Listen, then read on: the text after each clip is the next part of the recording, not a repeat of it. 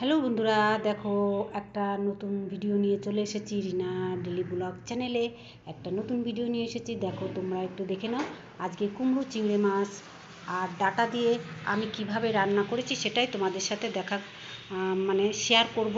আর সাথে আজকের রান্নাটাই আজকে আরও রান্না করছি কুমড়ো চিংড়ি মাছ শুধু না, এরপরে আরও আছে চানা মশলা, মানে এটা চানা ঘুগনি বলে। আর সেটাকে রান্না করব চিকেন দিয়ে।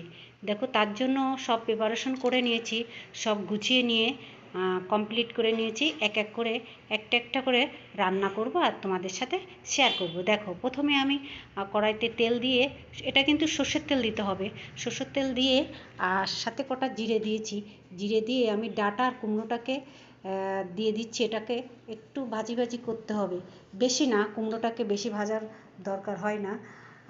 একটুখানি নাড়াচাড়া দিয়েই তবে আমি রান্নাটা শুরু করব। আর একটুখানি না ভেজে নিলে না ভালো লাগে না, তো একটুখানি ভেজে নিয়ে। আর আমি চিংড়ি মাছটা কিন্তু ভেজে রাখিনি, কারণ আমি চিংড়ি মাছটা বেশিরভাগ ভাজি না। চিংড়ি মাছটা ভেজে রান্না করলে একদম শক্ত হয়ে যায়, ওটা খাওয়া যায় না। তা দেখো এর মধ্যে একটু নুন হলুদ দিয়ে আমি সুন্দর করে একে একটু নাড়াচাড়া করে নেব। আর সব কিছু মশলা আমার করে রাখা আছে, এর সাথে আমি জিরে, কালো জিরে আর কাঁচা লঙ্কা বাটা দেবো। ও ছাড়া আর কিছুই না, কারণ কালো জিরে বাটাটা দিলে খুব ভালো, ওটা স্বাস্থ্যের জন্য খুব ভালো কালো জিরেটা খাওয়া। আমি দেখো ভালো করে একে মানে একটু ভেজে ভেজে নিচ্ছি। আর সর্ষের তেল দিয়েই রান্না করবে এই রান্নাটা। সর্ষের তেল দিয়ে রান্না করলে না যে কোনো স্বাদ, খাবারের স্বাদই পাল্টে যায়। আর এবার দেখো আমার না পুরো ভাজা হয়ে এসছে। এইবার আমি এর সাথে চিংড়ি মাছটা অ্যাড করে দেবো। আর এর সাথে একটু আবার টমেটোটা দিয়ে দেবো। টমেটোটা আগে দিলে একটু ভালো হয়, তা টমেটোটা দেবো। এবার চিংড়ি মাছগুলো দিয়ে দিচ্ছি। দেখো চিংড়ি মাছ দিয়ে একে ভালো করে একটু নাড়াচাড়া দিয়ে, চিংড়ি মাছটা এই সবজির সাথে একটু ভাজা ভিজে হবে। ভাজা হলে না খুব ভালো হয়, একদম ভাজা না, যে ওই যে আগের তেলে দিয়ে আমরা সবাই অনেকে তেলে দিয়ে ভেজে তুলে রাখে, ওটা একদম শক্ত হয়ে যায়, খাওয়া যায় না। আর এটা কিন্তু একটু সফট থাকে। হ্যাঁ, তাহলে দেখো একটু ভালো করে নাড়াচাড়া দিয়ে, আর সাথে আমি কাঁচা লঙ্কা বাটা দেইনি, কাঁচা লঙ্কা গোটা গোটা দিয়েছি 7-8টা। এবার ঝাল যার যার ইচ্ছা মতো ঝালটা দেবে, যে যেরকম খাবে সে সেরকমভাবেই দেবে। আমি যেরকম খাই, আমি 5টা কাঁচা লঙ্কা চিড়ে দিয়ে দিয়েছি। দিয়ে ওকে নাড়াচাড়া করে একটু কষে নেব। কষে নিলে ভালো, তারপরে মশলাটা অ্যাড করব, মশলা অ্যাড করব, টমেটো দেবো, সব কিছু দিয়ে একে নাড়াচাড়া করব। আর এই সাথে দেখো এই দিয়ে দিয়েছি মশলাটা, মশলাটা দিয়ে দিয়েছি। মশলাটা দিয়ে ভালো করে কষে নিচ্ছি, ভালো করে একটু মশলাটা দিয়ে কষে নেব। দেখো ভালো করে কষে নিয়ে কষাটা হয়ে গেছে, দেখেছো একদম থেকে তেল ছেড়ে দিয়েছে। এবার টমেটোটা অ্যাড করে দিচ্ছি।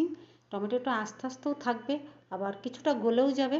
আর সুন্দর করে দেখো আমি কষে একদম তেল যখন ছাড়বে তখন আমি জলটাকে অ্যাড করব। কেমন, দেখো তেলটা ছেড়েও দিয়েছে আমার মশলা থেকে। আর এইবার আমি জলটা অ্যাড করে দেবো। কেমন দেখো, এইভাবে যদি তোমরা রান্না করে খেয়ে দেখো না, খুবই ভালো লাগবে। অনেকে পেঁয়াজ রসুন অ্যাড করে, সব কিছুতে পেঁয়াজ রসুন অ্যাড করলে ভালো লাগে না।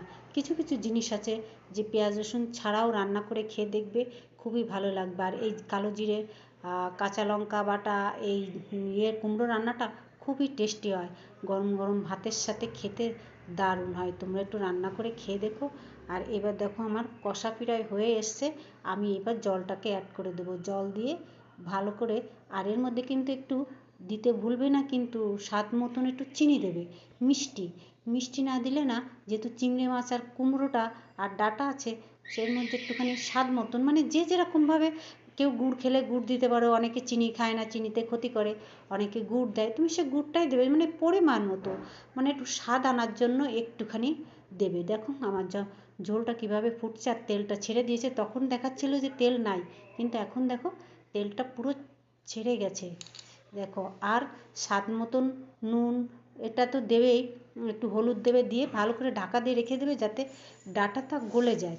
ডাঁটাটা না গললে তো ভালো লাগবে না। আর কুমড়োটাও কিন্তু আস্ত থাকবে, কুমড়োটা গলে গেলে কিন্তু ভালো লাগবে না। কুমড়োও আস্ত থাকবে, ডাঁটাও আস্ত থাকবে, কিন্তু সব জিনিসটা গলে নরম হয়ে দেখো হয়ে এসছে। এইবার আমি না, অনেকে দেয় না, আমি দিই একটু চালের গুঁড়ো বা ময়দা হালকা একটুখানি নিয়ে গুলিয়ে এর মধ্যে দিয়ে দেবে, দেখবে ঝোলটা একটু গাঢ় হবে আর খেতে কিন্তু স্বাদ হবে, ওই জল জল ভাবটা থাকবে না।